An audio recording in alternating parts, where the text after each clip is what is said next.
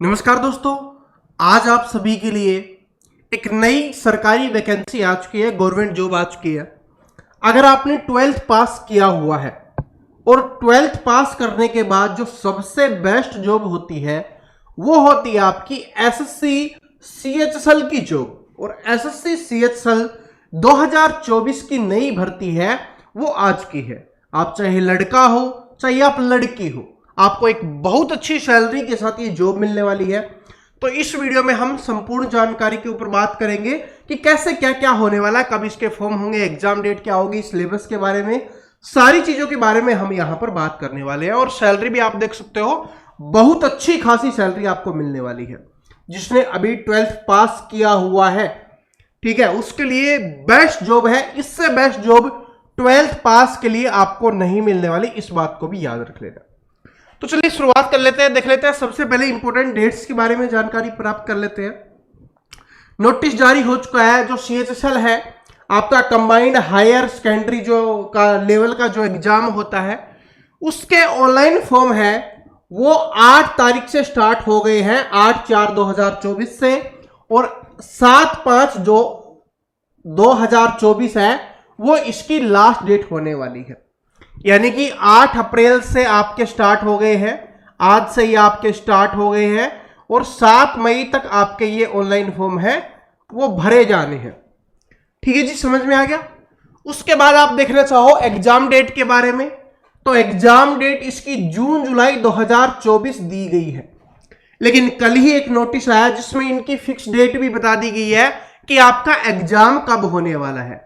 तो 1 तारीख से लेकर 12 जुलाई 2024 तक आपका एग्जाम होने वाला है। यानी 1 जुलाई से आपके एग्जाम स्टार्ट होंगे और 12 जुलाई तक आपके एग्जाम होने वाले हैं। ये आपका सीएचएसएल का पेपर फर्स्ट आप देख सकते हो। ठीक है जी, तो पेपर की डेट भी आपके पास है कि जुलाई में ही है। जुलाई की स्टार्टिंग में 1 जुलाई से ही आपका एग्जाम स्टार्ट हो रहा है और आपका 8 अप्रैल से इसकी शुरुआत हो रही है। यानी कि आपके पास अप्रैल का महीना बचा हुआ है, उसके बाद मई है और जून का महीना है, और अप्रैल के भी कुछ दिन निकल चुके हैं। तो इसका मतलब 2.5 महीने का समय आपके पास है जिसमें आप अच्छे से तैयारी कर सकते हो सीएचएसएल के लिए, अगर आपको ये जॉब चाहिए तो। अब आगे बढ़ते हैं, आगे इंपॉर्टेंट बातों के ऊपर चलते हैं। पे स्केल, जो आज के समय में सबसे ज्यादा जरूरी है कि भाई कितना पे स्केल मिलने वाला है, कितना रुपए आपको मिलने वाले हैं। जो आपकी पोस्ट है lower division clerk, LDC clerk की है, या जूनियर सेक्रेटरीट असिस्टेंट की है, जेएसए की पोस्ट है, उसके लिए जो आपका रहने वाला है, ये आपका रहने वाला है 19,900 से इसकी शुरुआत है और 63,200 तक ये आपकी सैलरी है वो जाने वाली है। पहला आप ये देख सकते हो। इसके बाद हम आगे और देख लेते हैं।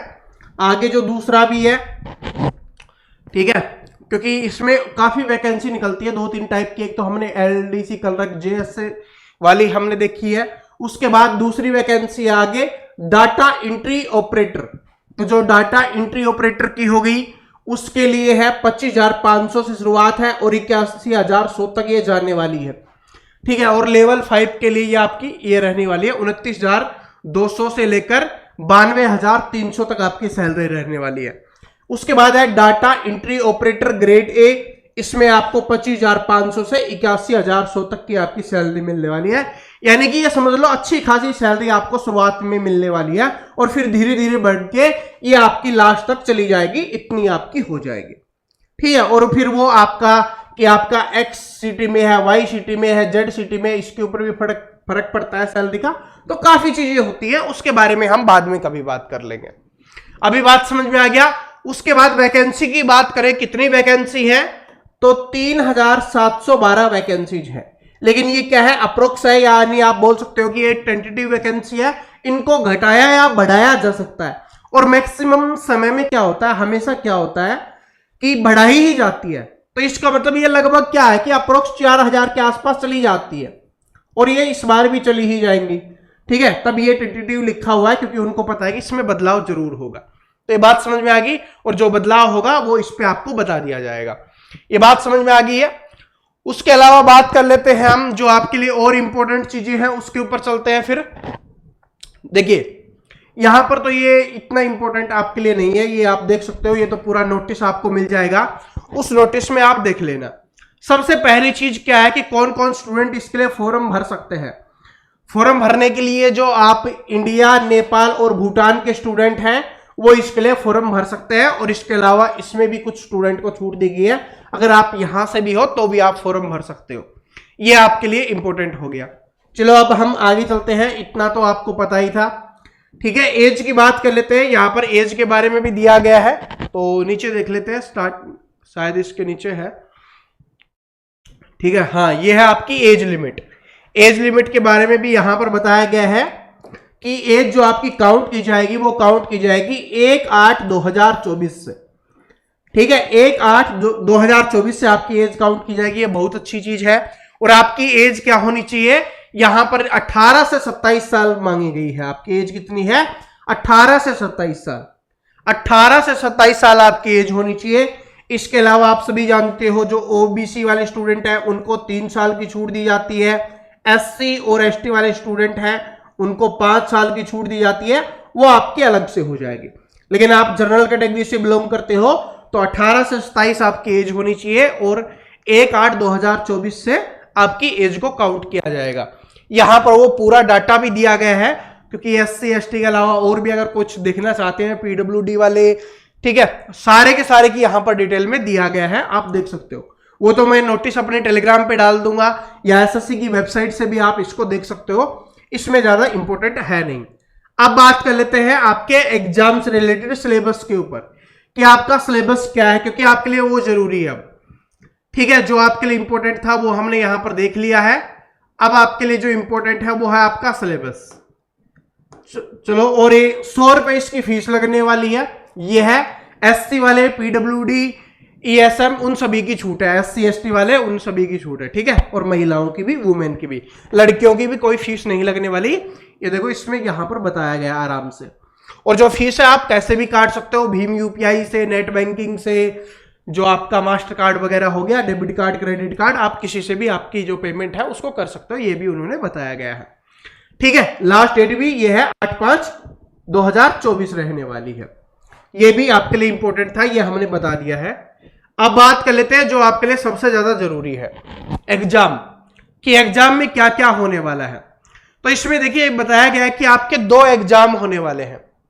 क्या बताया गया, 2 एग्जाम होगा, पहला टायर 1, टायर 2। ठीक है, और इसमें क्या है कि आपका जो पहला एग्जाम है नॉर्मलाइज स्कोर, ठीक है, फाइनल मेरिट आएगी, कट ऑफ आएगी, कंप्यूटर बेस्ड एग्जाम होगा, आंसर की वगैरह है, इसको छोड़िए। अब चलते हैं डायरेक्ट। डायरेक्ट आपके लिए जो सबसे ज्यादा जरूरी है उसके ऊपर बात कर लेते हैं अब हम।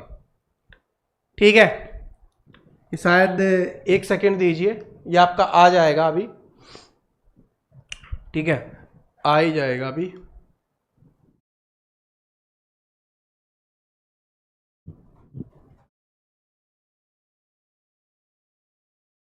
अच्छा, यहां तक कर लिया था हमने। ठीक है, सिलेबस देख रहे थे हम हमारा कि सिलेबस क्या रहने वाला है। ये वाला है अपना सिलेबस। देखिए, अब सिलेबस के बारे में बात कर लेते हैं कि क्या सिलेबस है। ये देखिए, पहले पेपर का सिलेबस है। सबसे पहले पेपर का सिलेबस आपको यहां पर दिया गया है। इसमें आपके 4 सब्जेक्ट होने वाले हैं। पहला है आपका इंग्लिश, पहला सब्जेक्ट होगा आपका इंग्लिश। दूसरा सब्जेक्ट होने वाला है आपका, ठीक है, जीके, रीजनिंग, और आपके यही होता है मैथ, जीके, रीजनिंग। जैसे कि आपका जीके जीएस हो गया, आपका मैथ हो गया, आपका रीजनिंग हो गया, आपका इंग्लिश हो गया। ये 4 सब्जेक्ट आपके रहने वाले हैं। सारे 25-25 क्वेश्चन आएंगे। एक क्वेश्चन 2 नंबर का होगा, तो ये आपके 50 नंबर के आपके ये बन जाएंगे। और इसको सोल्व करने के लिए आपको कितने मिनट का समय दिया जाएगा, इसके लिए आपको 60 मिनट का समय दिया जाएगा, 1 घंटे का समय दिया जाएगा। इसको बात को भी याद रख लेना। ठीक है, सिर्फ 1 घंटे का समय दिया जाएगा। और इसके अलावा जो आपकी लैंग्वेज है, हिंदी या इंग्लिश, आप जो भी चूज करना चाहो आप चूज कर सकते हो। 0.25 मार्क्स की नेगेटिव मार्किंग होने वाली है। 0.25 मार्क्स की नेगेटिव मार्किंग, या बोल सकते हो कि 1/4 की क्या होने वाली है, यहां पर आपकी नेगेटिव मार्किंग होने वाली है, जो हमेशा से ही रहती है। ठीक है, जो आपकी हमेशा से रहती है। 1/4 की इसमें नेगेटिव मार्किंग आपको देखने के लिए मिलने वाली है। अब जो दूसरा पेपर होने वाला है उसमें सिलेबस देख लीजिए। दूसरा पेपर का जो सिलेबस है उसमें सेक्शन बांटे गए हैं। जो पहला सेक्शन है उसमें आपका मैथ आएगा जिसमें 30 क्वेश्चन होंगे। दूसरा है आपका रीजनिंग आएगा जिसके भी 30 क्वेश्चन होंगे, यानी 60 क्वेश्चन आपको देखने के लिए मिलेंगे। मैथ और रीजनिंग के एक क्वेश्चन 3 नंबर का होगा, 180 नंबर का आपका आने वाला है और इनको सोल्व करने के लिए आपको 1 घंटे का समय दिया जाएगा। ठीक है, ये आपके 60 क्वेश्चंस को सोल्व करने के लिए 1 घंटे का समय दिया जाएगा। मैथ और रीजनिंग आएगा पहले में। दूसरे सेक्शन में अगर हम यहां पर बात करें कि दूसरा सेक्शन में क्या आने वाला है, क्या रहने वाला है, ठीक है, तो यहां से हट गया है, दोबारा से पीडीएफ लगानी पड़ेगी। तो पीडीएफ वो हट गई थी उस समय पे, कोई नहीं, लगा लेते हैं। ठीक है, तो इस सेक्शन में बांट दिया गया, अलग अलग बांटा गया है कि किस किस सेक्शन में। और ये आपकी 87 पेज की पीडीएफ है। ये पूरी की पूरी पीडीएफ या नोटिस है, वो मैं अपने टेलीग्राम पे डाल दूंगा, आप वहां से देख लेना इसको, ये आपको मिल जाएगा। ठीक है, ये वाला है। इसके आगे और देख लेते हैं। पहला सेक्शन हमने देख लिया। दूसरा सेक्शन क्या है कि दूसरे सेक्शन में आपका आने वाला है इंग्लिश होगा और जनरल अवेयरनेस होने वाला है, जीके होने वाला है। दूसरे सेक्शन में इंग्लिश के 40 क्वेश्चन होंगे, जीके के 20 क्वेश्चन होंगे। यहां पर भी टोटल 60 क्वेश्चन होंगे। एक क्वेश्चन 3 नंबर का, 180 नंबर का ये आपका होने वाला है और इसके लिए 20 मिनट का समय दिया जाएगा। ठीक है, इन 60 क्वेश्चन को करने के लिए 20 मिनट का समय दिया जाएगा। उसके बाद देख सकते हो ये वाला है। इसके बाद सेक्शन नंबर तीसरा है जिसमें आपसे कंप्यूटर पूछा जाएगा। कंप्यूटर है वो एसएससी सीजीएल में भी आता है, समझ लो सीजीएल वाला ही पैटर्न है, वो सब कुछ इसमें कर दिया गया है। इसके 15 क्वेश्चन आएंगे। एक क्वेश्चन 3 नंबर का 45 और इसके लिए 15 मिनट का समय दिया जाने वाला है। जो आपका सेशन दूसरा होगा, ठीक है, इसमें क्या रहने वाला है, इसमें देखिए क्या है कि पार्ट 1 में आपका क्या होगा, जो आपका स्किल टेस्ट होगा, ये डीईओ इन डिपार्टमेंट मिनिस्ट्री, ये अलग अलग दिया गया है। ठीक है, ये आपका रहने वाला है टाइपिंग स्किल टेस्ट, टाइपिंग जो टेस्ट होता है वो आपका होने वाला है, ये आप देख सकते हो इसमें। ठीक है, इसमें पूरा का समय भी दिया गया है कि कितना कितना क्या क्या रहने वाला है, ये आप देख सकते हो। 10 मिनट, 15 मिनट, 15 मिनट, यानी 15 मिनट की ही आपके यहाँ पर टाइपिंग रहने वाली है। 3 सेक्शन में बांटे गए हैं, 2 मॉड्यूल है। पहले में ये मैथ और रीजनिंग है जिसके 60 क्वेश्चन आएंगे, मैंने आपको बताया था 180 नंबर का। दूसरा इंग्लिश और क्या है आपका जीके है, उसके भी 60 क्वेश्चन आएंगे जिसमें 40 क्या होंगे, इंग्लिश के होंगे, 20 जीके के होंगे, वो भी 180 नंबर का होने वाला है। और कंप्यूटर नॉलेज की बात करें तो कंप्यूटर के साथ 15 क्वेश्चन थे। ठीक है, 15 क्वेश्चन होंगे। एक क्वेश्चन 3 नंबर का, तो 45 नंबर का क्या होने वाला है, आपका कंप्यूटर भी होने वाला है, इस बात को भी याद रख लेना। ठीक है, उसके बाद आपका स्किल टेस्ट होगा और यही चीजें रहने वाली है। बाकी इसमें इतना इंपॉर्टेंट है कुछ नहीं, बस आप फॉर्म भरते समय और देख लेना कि कोई गलती आपसे ना हो। और अगर आप आगे सिलेबस देखना चाहते हो, क्या स्पीड होनी चाहिए टाइपिंग वगैरह की, तो वो इसमें डिटेल से दिया गया है। ठीक है, इसमें डिटेल से दिया गया है। अगर मैं बताऊंगा तो काफी लंबा वीडियो हो जाएगा, आप आराम से देख सकते हो। ये आपका सिलेबस है। सिलेबस में इसमें बताया गया है कि इंग्लिश लैंग्वेज में क्या क्या आने वाला है, ठीक है, आपका रीजनिंग में क्या क्या आने वाला है। उसी तरीके से आपके बाकी सब्जेक्ट का भी बताया गया है कि मैथ में क्या क्या आएगा, जैसे इसमें डिटेल से भी आपको बता दिया गया है। आप यहां पर देखोगे मैथ का आराम से आपको दिया गया है कि क्या क्या आने वाला है। जैसे स्टैटिक चार्ट में क्या क्या आएगा, ट्रिग्नोमेट्री में क्या आएगा, मेंसुरेशन में, ज्योमेट्री में, अलजेब्रा में, फंडामेंटल अर्थमेटिक ऑपरेशंस में या नंबर सिस्टम में, तो ये भी आपको डिटेल से मैथ में यहां पर बता दिया गया है कि क्या क्या रहने वाला है। ठीक है जी, तो ये सारी चीजें हैं, आप आराम से देख लेना। और फॉर्म भरने से पहले ये आपका सब कुछ दिया गया है, इंग्लिश में भी, जीके का भी, सभी का दिया हुआ है। अब मुझे बताने की आवश्यकता नहीं है क्योंकि पूरा सिलेबस आप देखोगे, वो जो तैयारी करेगा वो स्टूडेंट देख लेना। बाकी आपके लिए इंपॉर्टेंट यही था, जानना बहुत जरूरी था कि जो आपकी वैकेंसी है वो आ चुकी है, मैंने आपको बता दिया है। 3712 वैकेंसी आई है, 12th पास आप भर सकते हो। आज से ही इसके ऑनलाइन फॉर्म है वो शुरू हो गए हैं, तो आप आराम से अप्लाई कर देना। आराम से विचार करना, सोचना, बैठ के सिलेबस को देखना, क्या आप इसको क्वालिफाई कर सकते हो, क्या इसकी तैयारी कर सकते हो, फिर उस हिसाब से देख के आपको फॉर्म को अच्छे से भरना है। भरते समय कोई भी मिस्टेक नहीं करनी है, वरना फिर प्रॉब्लम हो जाएगी। ठीक है जी, थैंक यू।